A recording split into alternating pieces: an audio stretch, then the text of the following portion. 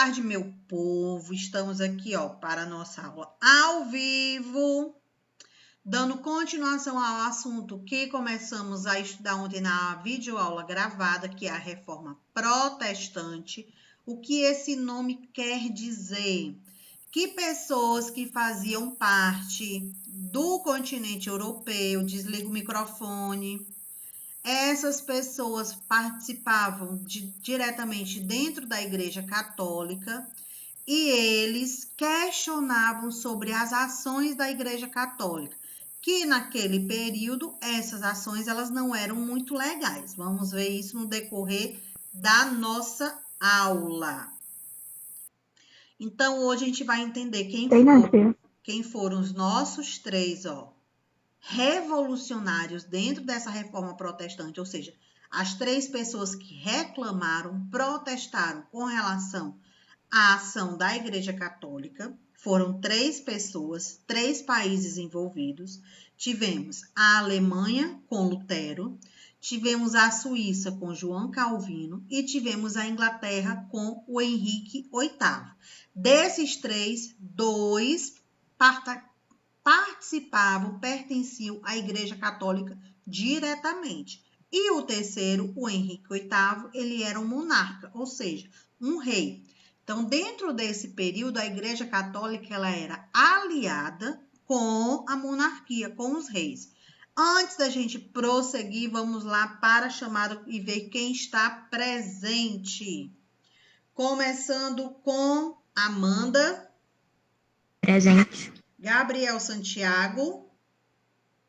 Presente. Laline.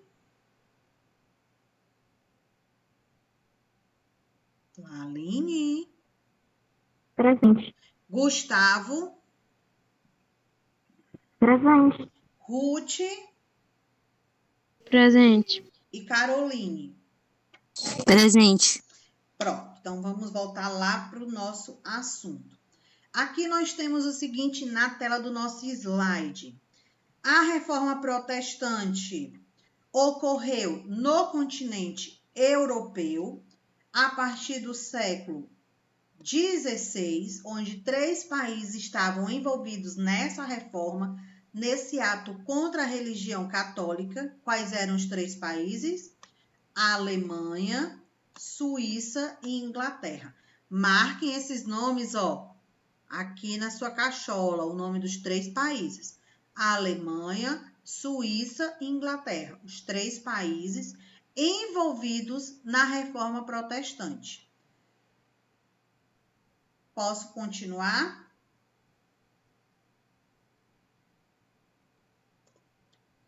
Sim. Bora, meu povo, participar da aula.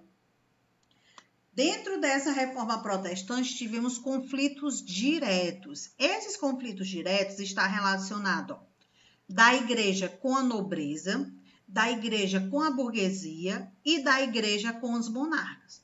Quando eu falo igreja, vocês têm que perceber que era a religião predominante naquele período, que era a religião católica. Era a única que existia dentro do continente europeu.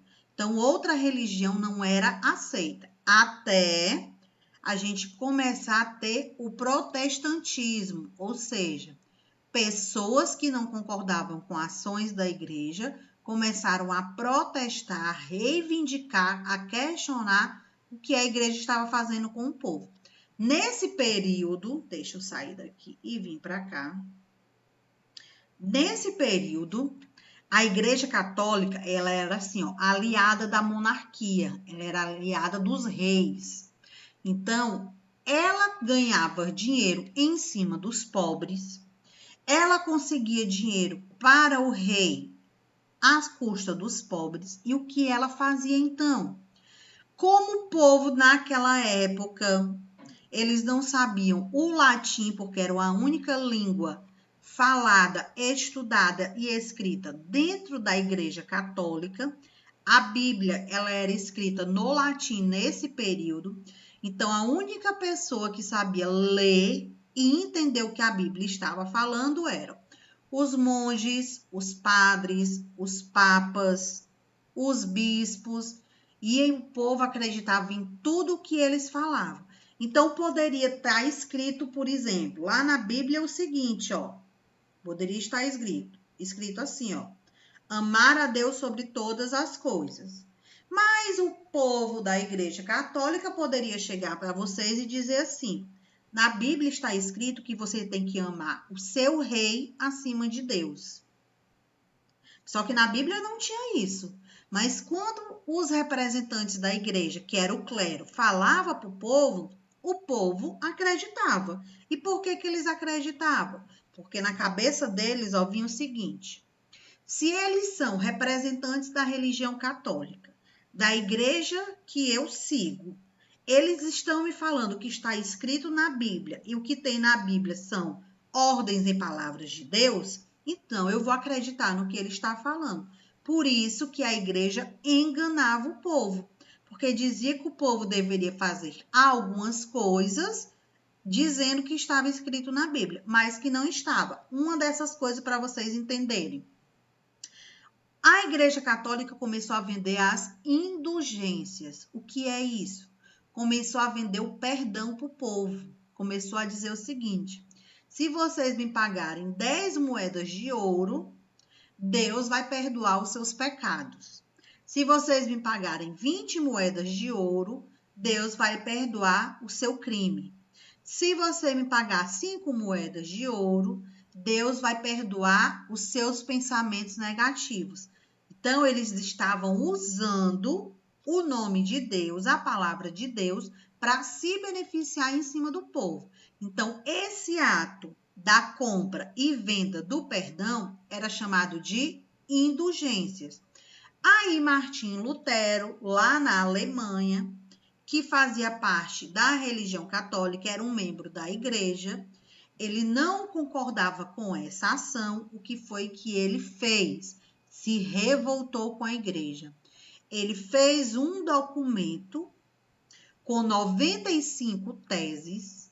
Quando a gente fala de teses, são 95 ações que a igreja estava fazendo errado e que ele estava mostrando que ela estava errada. Escreveu no papel, foi na porta da igreja e colou. O que foi que a Igreja Católica fez? Não satisfeita com os seus atos, mandou ele ser perseguido, mandou ele ser preso, excomunou ele. Isso quer dizer que ele perdeu toda a autoridade que ele tinha como um membro da Igreja Católica. Ele não poderia mais celebrar missa, ele não poderia mais falar sobre o nome de Deus.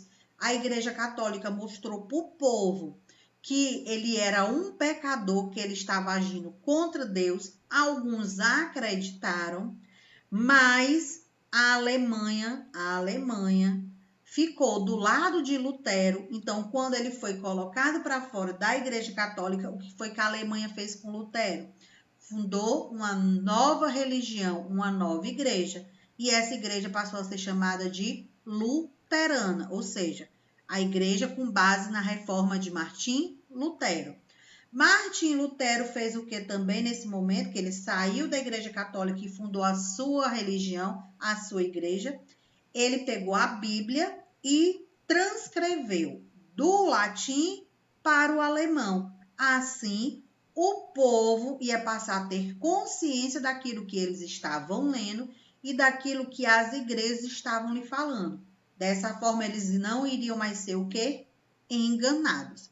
Até aqui, alguma dúvida? E Não. aí? Não. Deu para entender esse início da Reforma Protestante, por que que ela começou? Sim, tia. Sim. Foi a partir daí, desse momento, que foram surgindo outras religiões. Então, das que nós temos atualmente, nós temos, além da católica, nós temos a evangélica, nós temos os protestantes.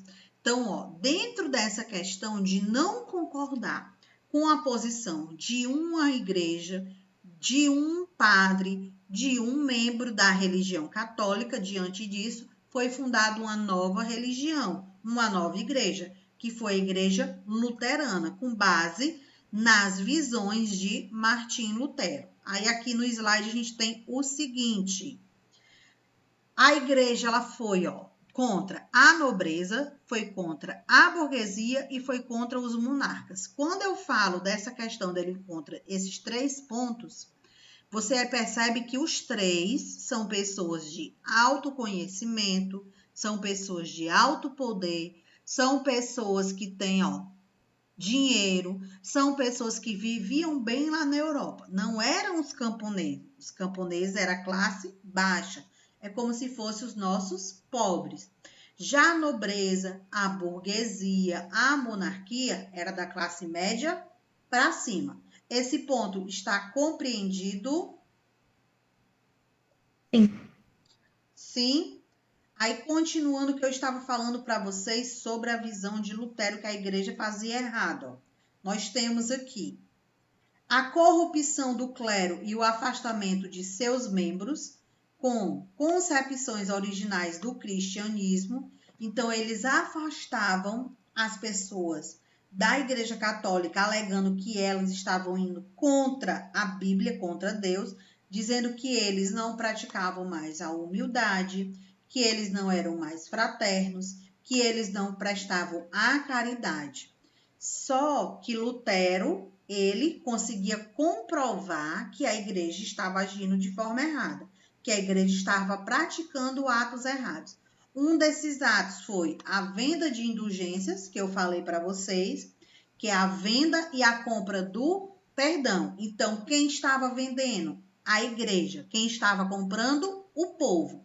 Igreja vendia o perdão, o povo comprava o perdão. Essa venda e compra era feita com o quê? Com moedas de ouro. Aí vem uma perguntinha para vocês. Nesse período aqui de indulgências, de venda do perdão e compra do perdão, tinha um preço estabelecido? E aí, o que é que vocês acham?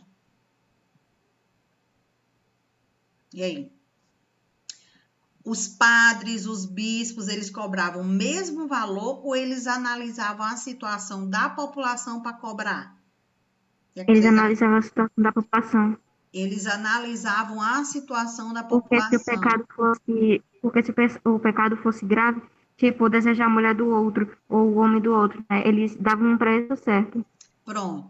Eles analisavam qual era o pecado, eles analisavam a classe social. Então, se via uma pessoa, um comerciante, e via um camponês, que era aquele que trabalhava para a monarquia, aquele que trabalhava no comércio, ou seja, ele ganhava muito pouco.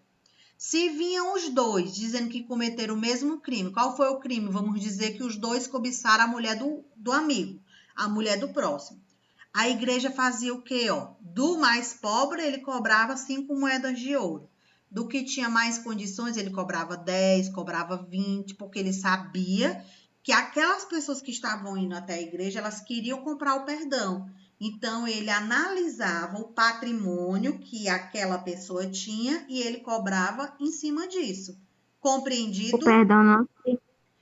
O perdão não se compra, o perdão se ganha. Exatamente. E aí, com o passar do tempo, a gente foi descobrindo, foi sendo comprovado que a religião católica, a igreja, estava agindo de má fé, que não existe a venda e compra de indulgência. Vou voltar para cá. Que quando a gente comete algum ato, comete algum crime ou tem algum pensamento maldoso, visto como um pensamento errado, a partir do momento que você se arrepende, que é de coração, que você tem convicção do que você fez que é errado, a partir desse momento, você está tendo perdão de quem? De Deus. Então, nosso perdão, ou seja, quando a gente pede perdão, quando a gente recebe esse perdão, ele só é consumado, vamos dizer assim, ou seja, ele só é realizado quando você faz de coração. Vamos dar um exemplo.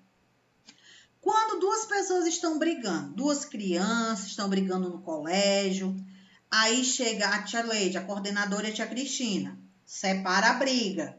Aí fala, isso é feio que você está fazendo, não faça mais isso não, peça desculpa ao seu amigo. Às vezes, as Tia, pessoas pedem ela ainda pede desculpa. pra dar um abraço, tia, no colega. Eu fico com Às ódio vezes disso. as pessoas pedem desculpa porque elas estão sendo obrigadas. Então, a partir do momento que ela está pedindo desculpa, é da boca para fora. Então, ela está tendo perdão de Deus pelo aquele ato? Não. Não. O perdão vem aqui, ó, do coração, que não precisa ninguém mandar. Você chega para a pessoa e diz: desculpa, não foi porque eu quis, é porque eu estava de cabeça quente, mas eu me arrependo. Veio daqui, você realmente se arrependeu? Então Deus está fazendo o quê? Está lhe perdoando. Então, dentro da nossa história, a igreja vendia o perdão e com o tempo foi comprovado que o nosso perdão ele não pode ser vendido e nem comprado. Ele tem que ser o quê? Conquistado. Quando eu digo conquistado, você tem que se arrepender de coração. Você tem que ter certeza daquilo que você está fazendo. Voltando para cá, além das indulgências, tinha também, ó, venda de relíquias sagradas. Essas relíquias sagradas eram objetos que tinham dentro da igreja. Então a igreja vendia para as pessoas, dizendo que aquele bem, aquele objeto, ele estava abençoado, que iria lhe proteger, que nada de mal iria lhe acontecer, e as pessoas acreditavam. Venda de cargos no clero. Olha o que a igreja fazia. Ela vendia cargos dentro da igreja. E a gente sabe, diante da nossa história, diante do que a gente vê na igreja católica, as pessoas, elas não podem comprar um cargo. Se você quer ser um padre, você tem que abdicar de várias situações. Um padre não pode casar, um padre não pode ter filho, ele tem que dedicar toda a vida dele a quem? À igreja e aos fiéis, ou seja, ajudar aos próximos. E lá atrás, quando a igreja católica vendia esses cargos, muitas dessas pessoas, elas eram casadas, eram ladrões, eram assaltantes, eram estupradores, compravam esse cargo achando que eles iriam ser purificados, que eles iriam ter o perdão de Deus. Só que a gente sabe, dentro do passar da história, que isso não é dessa forma. Deixa eu ver o que foi que o Gustavo falou. Lá na minha igreja não se usa mais desculpa, e sim mais me perdoe. A palavra desculpa e me perdoe, ela está associada uma com a outra. Elas são bem parecidas. Se você pede desculpa, é porque você se você pede desculpa, é porque você se arrependeu do que você fez. E a pessoa tem que automaticamente lhe desculpar. Então, ela tem que dizer o quê? Desculpe. Quando você diz me perdoe, você está pedindo que aquela pessoa que está lá, ela lhe perdoe. E ela vai dizer o que do outro lado? Perdoe. Então, a palavra desculpe e a palavra perdoe, elas estão muito relacionadas. Bora lá, continuando o nosso assunto. Então, Martim Lutero, ele, que eu já mencionei a vocês, ele era um monge, como eu disse, ele era um dos membros da religião católica, então ele era um monge, fazia parte da igreja no território da Alemanha, ou seja, no país da Alemanha. Ele criticava os costumes clericais era o costume dos membros da igreja. Aí no ano de 1517, o que foi que Lutero fez? Ele divulgou uma carta com as 95 teses contrárias ao que a igreja fazia. E o que foi que ele fez? Ele colou esse papel na porta da igreja, em Wittenberg, a principal igreja da Alemanha. O que foi que a Igreja Católica fez com ele? Excomungou e condenou à morte. Só que Lutero, ele foi protegido pela monarquia, ele foi protegido pelo rei. Então, ele passou a ficar escondido dentro do castelo da nobreza, dentro do castelo da família real. Então, a gente pode observar aqui o seguinte: Martim Lutero bateu de frente com a igreja, disse que ela estava errada, que não concordava com as suas ações, escreveu uma carta, ou seja, um documento com 95 teses, 95 ações da igreja que estava errada, colou na porta da igreja de Wittenberg, a principal igreja do território da Alemanha.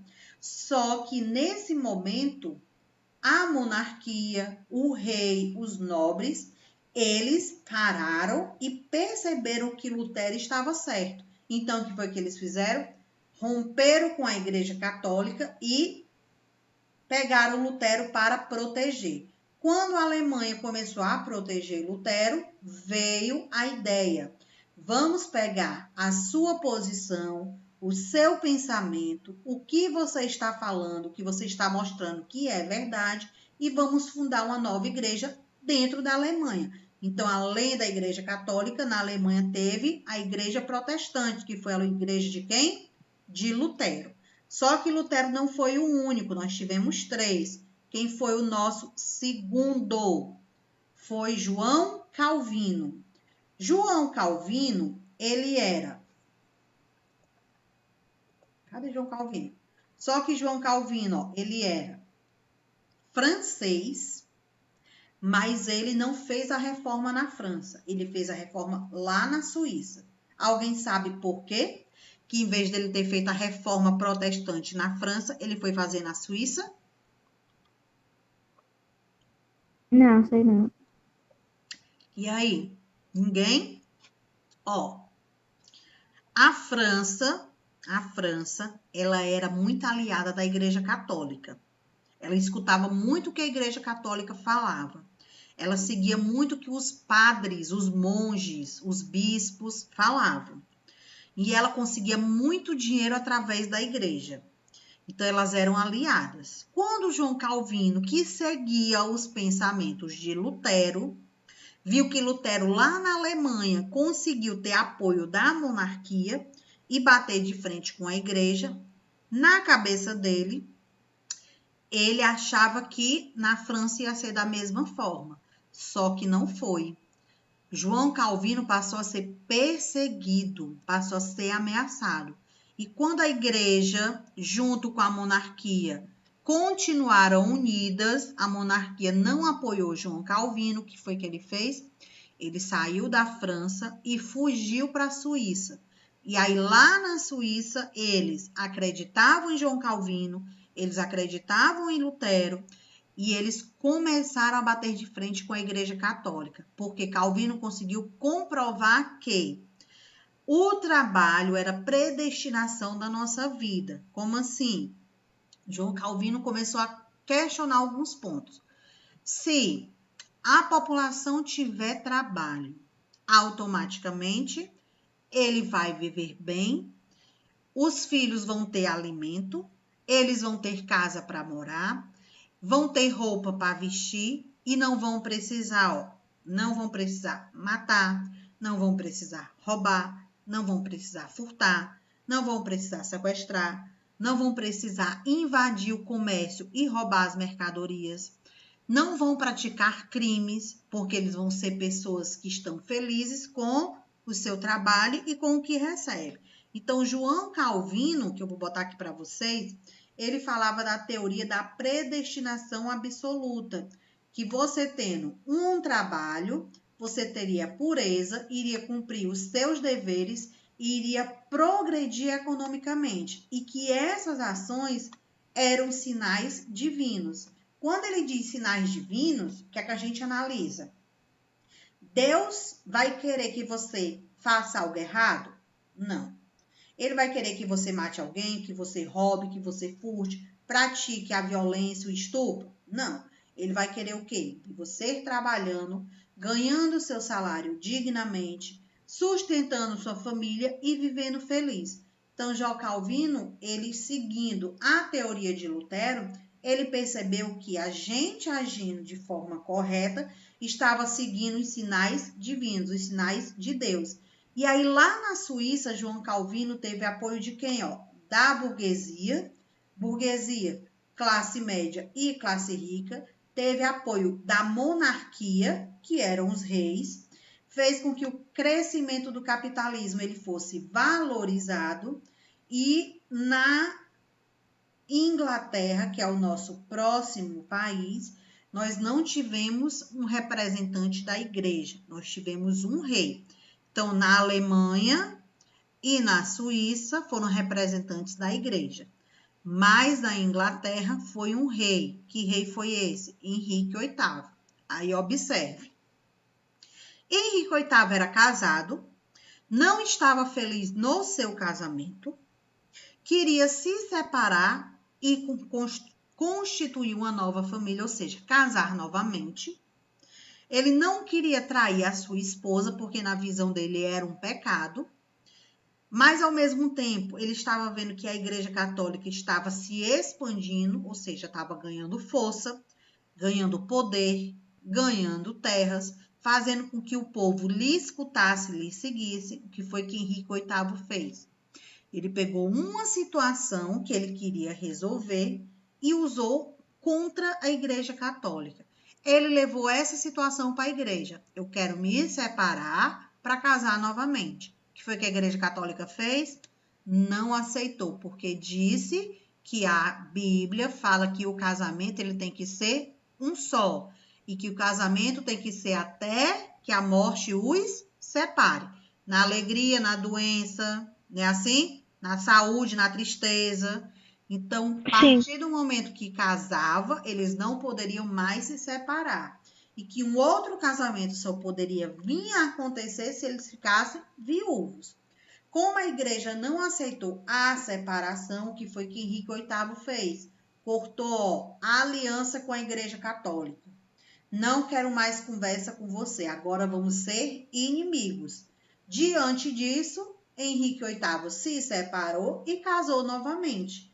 A igreja foi perdendo força, porque não tinha mais a monarquia lhe apoiando. Henrique VIII começou a dizer que a igreja estava agindo de má fé, estava querendo dominar a monarquia, estava querendo derrubar o rei. E o povo começou a acreditar em Henrique VIII. Então, ele fez o quê? Para conseguir se separar e constituir um novo casamento, ele levou a proposta para a igreja não aceitou. Como ele viu que a igreja poderia ser seu inimigo, cortou o quê? Relações com isso. Que a gente tem aqui, felizes para sempre é uma grande mentira. Quem está falando é a Laline ou é a Cristina? Essa frase. Eu. Laline, assim, quando a gente escuta essa frase, felizes para sempre, quer dizer que a separação não pode existir. Que vocês têm que estar ali, sempre juntos. Quando fala na alegria e na tristeza, que a vida a dois, uma família, não é só de felicidade. Todas as famílias têm problemas. Passa por situações, tem discussões. Agora, cabe aos dois saber o quê? O momento de parar, o momento de ouvir, o momento de falar, saber como lidar com aquela situação, porque se for sempre a briga, um falando, o outro falando em cima, um falando, o outro falando em cima, então quando a gente acontece isso, felizes para sempre, não existe. Mas quando se tem a briga e um cede, ou seja, ele pensa assim, vou recuar, vou deixar ele achar que ele está certo. Quando se acalmar, quando a poeira baixar, aí eu chego lá e digo assim, vamos conversar? Lembra que você fez isso, que você fez aquilo, que você falou isso? Aí ele vai dizer, lembro. Aí você vai colocar o quê? Então, por que você brigou? Por que você explodiu? Por que você agiu dessa forma se você estava errado? Eu estava tentando lhe falar e você não me ouvia. Aí a conversa vai acontecer e as coisas vão se resolver. Então, a frase felizes para sempre é você saber o momento de parar e escutar e no momento certo você ir lá e mostrar que a pessoa está errada. É assim, evitar as brigas. Ok, meu povo, vamos lá, continuando. Então, Henrique VIII, vamos lá para ele. O nosso Henrique VIII, muito bonito. Ele queria casar novamente. Então, nós temos aqui, era um monarca da Inglaterra. Teve o atrito do rei com o Papa. Quem era o Papa? Clemente VII, era o Papa lá da Inglaterra. Henrique VIII era o rei da Inglaterra. Lembra que eu falei que ele queria ter um novo casamento, a igreja não aceitou e eles romperam relação. Então, nós temos aqui, ó, a negação do Papa para o rei conseguir a anulação de seu casamento.